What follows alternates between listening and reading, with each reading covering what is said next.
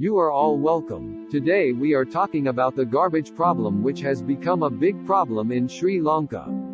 I love Sri Lanka. The problems of solid waste management can be pointed out as a silent but growing problem compared to other existing social and economic problems in Sri Lanka.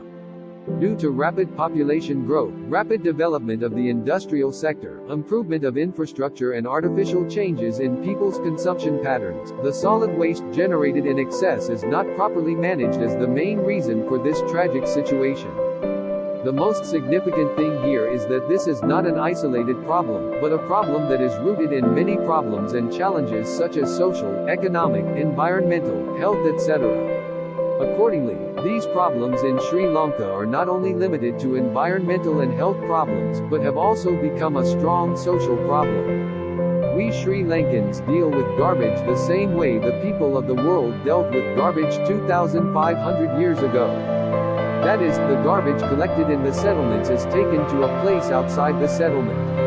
The world has come a long way in solid waste management. Countries with more population than us have managed solid waste very successfully and have made it impossible to see even a pile of garbage in their countries. But it is really a matter of great shame as a country that we are still stuck with the garbage by following a knowledge that is more than 2,500 years old even regarding the disposal of garbage. The next thing to be discussed is the aforementioned community participation garbage disposal solution. I think this is the most important part of this video. However, the primary task is to minimize waste generation. We mentioned above that there are many different proposals to reduce waste, and people in different countries use those activities in a way that suits their countries. But the strongest challenge to solid waste management in Sri Lanka is the community's lack of motivation to segregate waste. As a result, the success of this process has become a miracle. We should try to change this situation and nurture people's attitude towards this knowledge and understanding as much as possible. One of the most important bases for this is the 3R approach.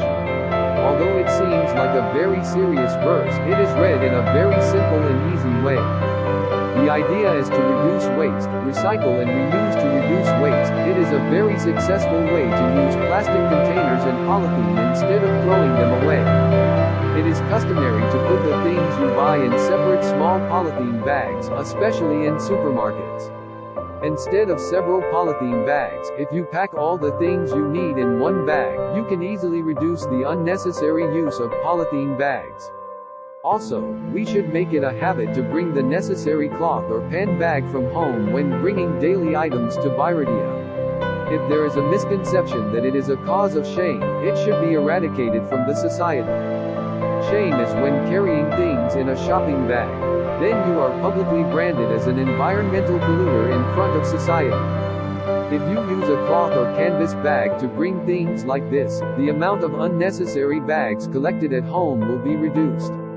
It is also important to get used to using reusable bottles and refillable containers as much as possible.